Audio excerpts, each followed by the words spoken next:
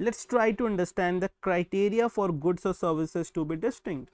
So basically, if the Microsoft sells a laptop and along with that laptop Office 365 subscription is being provided, then you can say laptop can be used independently, Office 365 can be used independently.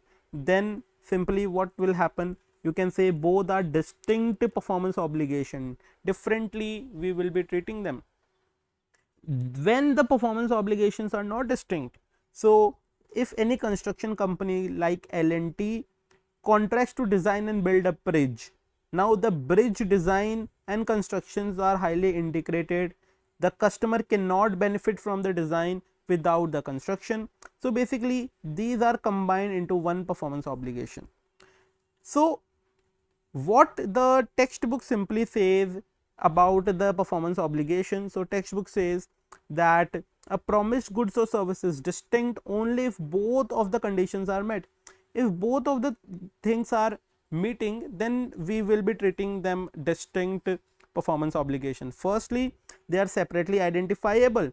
In the case of Microsoft laptop is different and Office 365 is different. Then what we will be saying that these are clearly distinguishable goods or services. The second is capable of benefit on its own.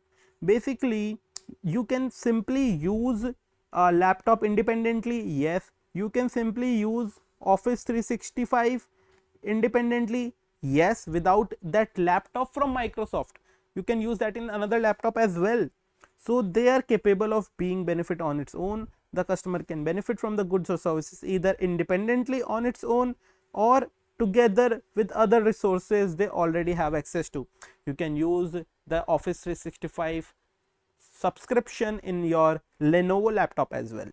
So this is the case wherein the criteria for goods or services to be distinct is being understood.